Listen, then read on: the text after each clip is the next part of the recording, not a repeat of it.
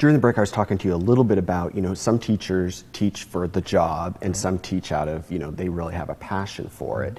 For you, do you think your writing and the teaching go hand in hand, or is it more of the teaching is a means to an end? I think that, the study of literature and my interest in literature and stories, at some level, I can think that I'm creating my own audience. Not that these children are going to read my books or buy my books. Someday, maybe.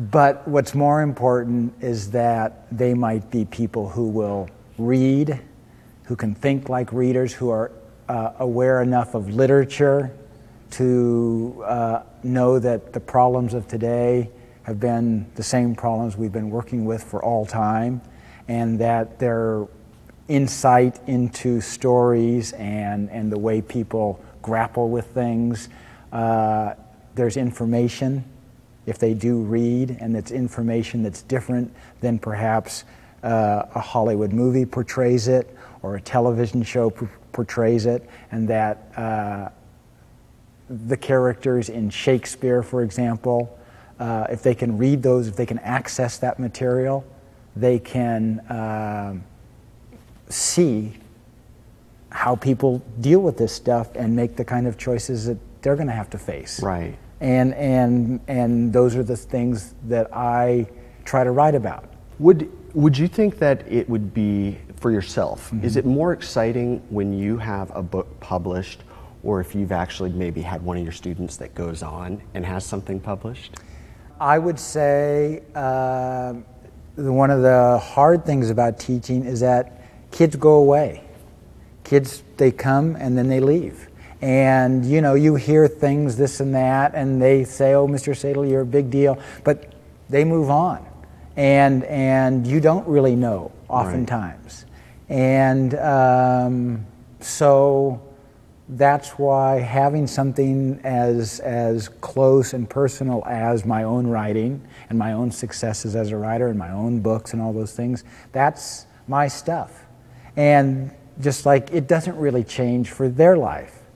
Yeah. They think it's cool in the moment that Mr. Sadil does these things, but on the other hand, life goes on. Life goes on. What they really are caring about is whether they get their car, whether they get into college, and they move on, and which is, well, they should. High school is a little bitty piece of their life. I mean, it's a big thing while they're there. Yeah. But we move on. Yeah. And so teachers have to.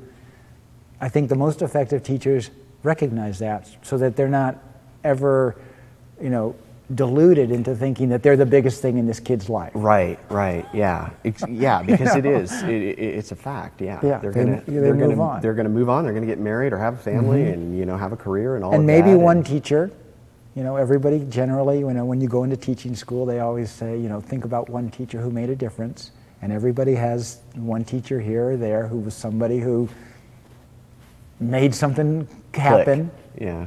And that's why it's good to have a lot of teachers, and that's why it's so important not to lose teachers out of schools, because you don't know which one is going to connect with which kid, and kids are so different. Many, many kids have no connection with Mr. Sadil. Come through my classroom, they just think, oh my God. But other kids, they do have a real connection. Yeah. And they tell me later, they'll say, you were talking about things that seemed important. Cool. Yeah. Well, let's go ahead and move on to your book. Sure. The one that's actually nominated, and explain what that's like. What's it like to have a book nominated, and what does that mean? First, it's nominated for anybody can nominate a book. Okay. That's the first step into a contest. So your publisher puts it into a pool. Then a judge, and whatever the process is, selects the book to be a finalist. Okay. And so Lost in Wyoming is a finalist for the Oregon Book Award in Fiction.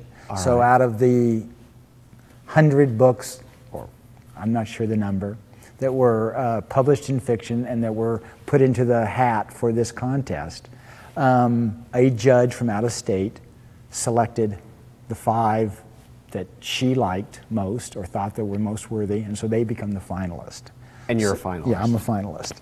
So that was announced, I don't know, 2 months ago, a month ago, and so now it's, finalist for an Oregon Book Award. And that's really the big, that's sort of the real excitement there. Uh-huh. I mean, everybody who's a finalist, whether it's in poetry, whether it's in fiction, nonfiction, they feel like they've won already, right? Because they got into that cut. Sure. And so, and they all get to go to the big award ceremony. They get to show up there, and they get to, be there for the, and the winner is. Uh-huh. And who knows how they're really going to decide who wins, other than it's supposed to be on literary merit, right? So I'm thinking, well, I got that.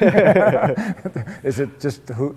Is it named? Does it have any? Who knows? Yeah. Anyway, get to go to the show and have a good time. So, say somebody wants to read your books. Where do they go to do that? How do they find out more about you? My books are everywhere, whether it's Powell's, whether it's Amazon, whether it's the local independent bookseller. Really? And Okay. you can find my books any place. ScottSadil.com exists. So those places. So it takes one click of the computer, or it's every place. Or a visit to the bookstore. Or a visit to the bookstore. Very and good. If a bookstore doesn't have one, they'll have it there in 2 days because Yeah. they're all connected. Well, good. Well, best of luck to you, and thank you so much for coming in, sharing a little bit about yourself and your career. And I think your emphasis on education is really admirable, and I think what you're doing is pretty cool. Good. So, all right. Scott, thanks for your time. Okay. All right.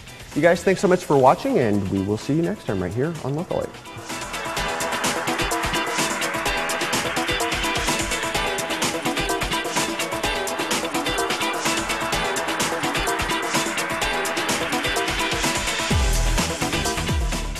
Do you have a guest idea? Let us know. Go to localite.com.